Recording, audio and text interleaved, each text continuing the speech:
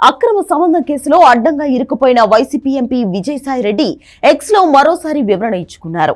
శాంతితో తనకు ఉన్న సంబంధం ఏంటో బయటపెట్టారు.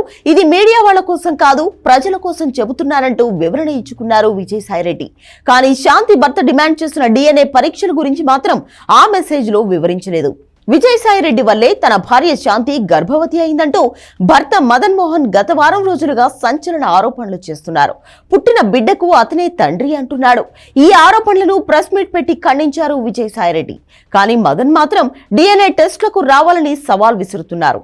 ఈ పరిస్థితుల్లో మరోసారి ఎక్స్ ద్వారా వివరణ ఇచ్చుకున్నారు విజయసాయిరెడ్డి. ఎండోమెంట్ మాజీ ఆఫీసర్ శాంతి కళింగిరితో పరిచయం ఎప్పుడు ఏర్పడిందో వివరించారు. తనకి ఆమెకి మధ్య ఉన్న సంబంధం ఏంటో ట్వీట్ ద్వారా తెలిపారు వైసీపీ ఎంపీ.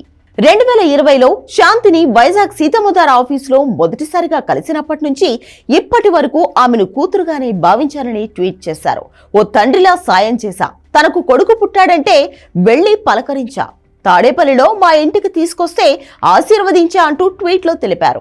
అబద్ధాలు ప్రసారం చేస్తున్న కొన్ని టీవీ ఛానళ్లు, వాటి ముసుగులో చలామణి అవుతున్న కొన్ని శక్తులకు తాను సంజాయిషి ఇవ్వాల్సిన అవసరం లేదని అంటున్నారు విజయసాయిరెడ్డి. ప్రజాప్రతినిధిగా ప్రజలకు వివరణ ఇవ్వాల్సిన బాధ్యత ఉన్నందున శాంతితో తనకున్న రిలేషన్ ఎలాంటిదో వివరించారు.